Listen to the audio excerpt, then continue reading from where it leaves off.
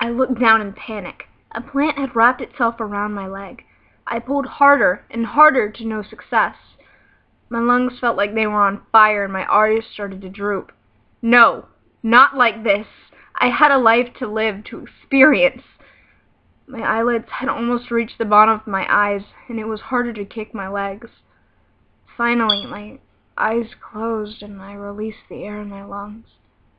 I was prepared for death, or whatever was to become of me, when I felt a strong tug on my shoulder and water was rushing past me.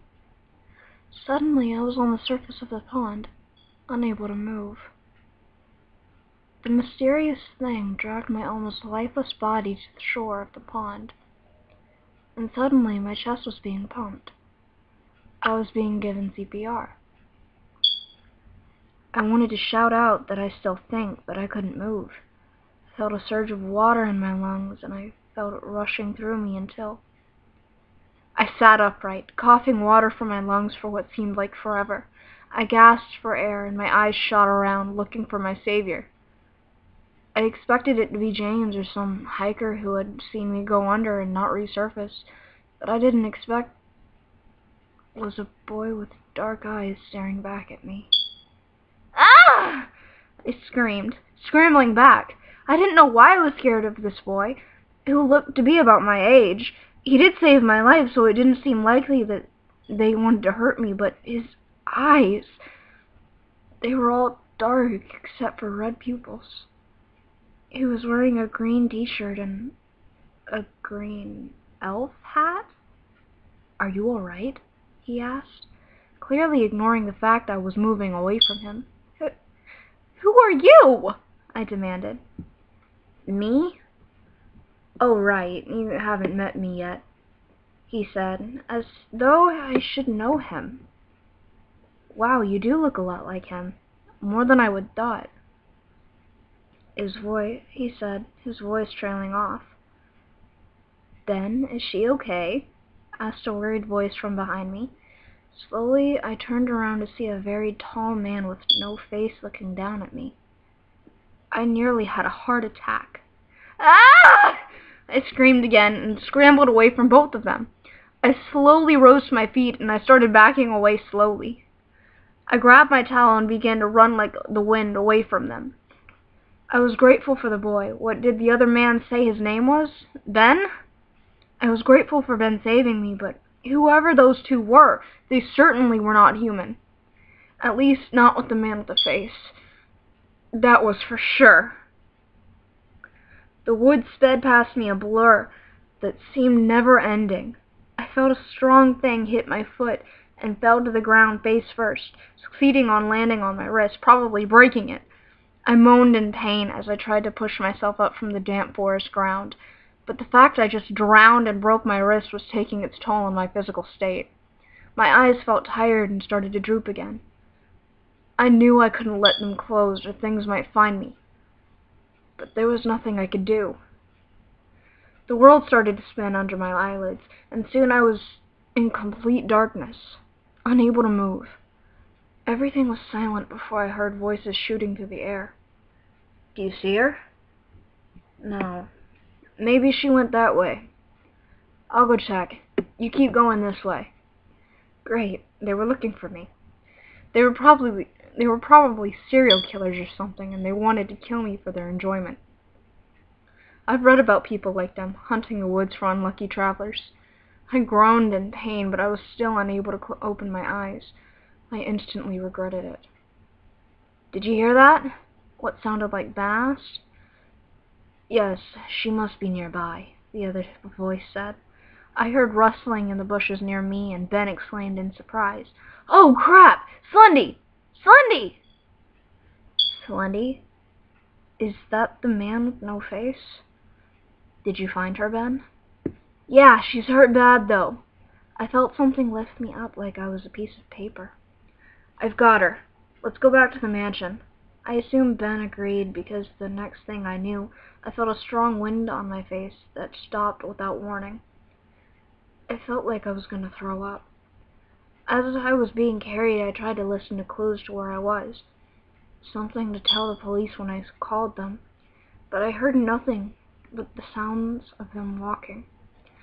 A door opened, and I heard a ton of voices at once. Is she alright? Is that her? She does look like him. Everyone quiet, I heard a strong voice say. The room quieted, and I felt myself being brought up some stairs. Jack, can you help me? Sure. A voice, I assume Jack, said. His footsteps followed us back upstairs, and I felt myself being set on a bed. My arm stung as something was poured on it and wrapped in bandages.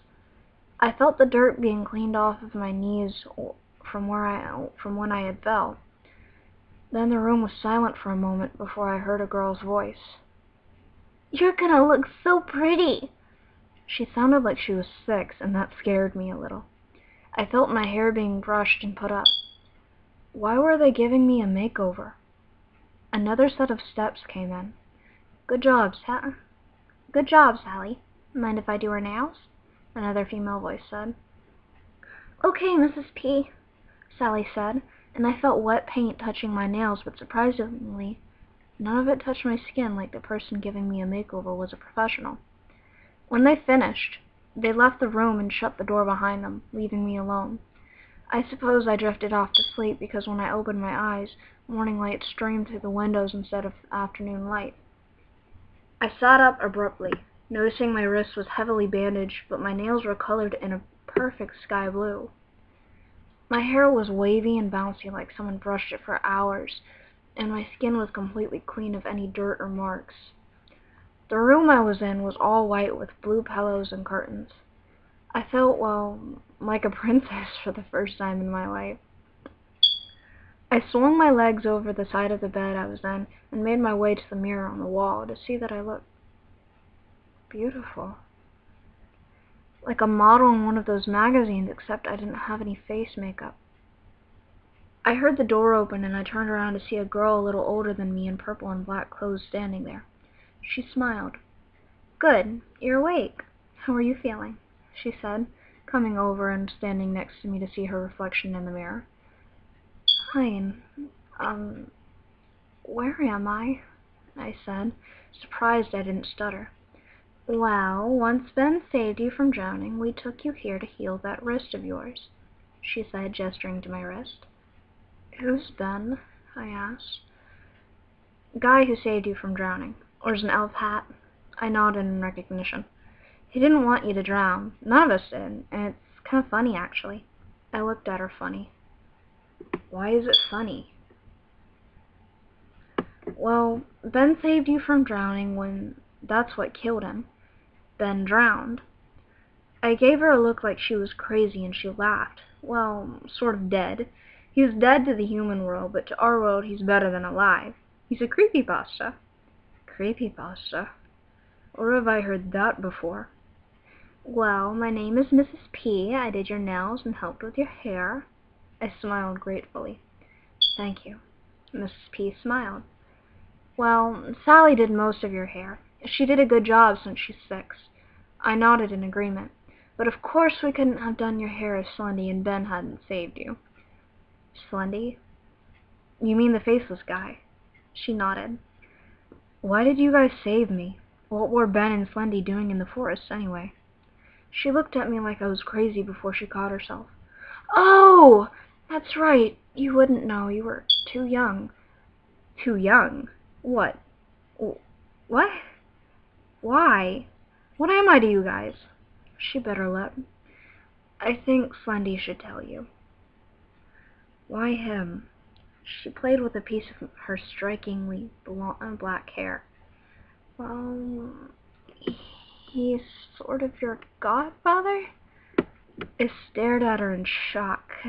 Him? My godfather? Why him and not one of my real dad's friends? I asked, slightly freaked out by the fact that tall, faceless man was my godfather. Slendy was one of your real dad's closest friends. He did save your father more than once, you know. I shook my head. Don't you know anything about your father?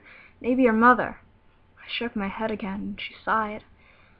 Then it is going to be tough explaining it to you.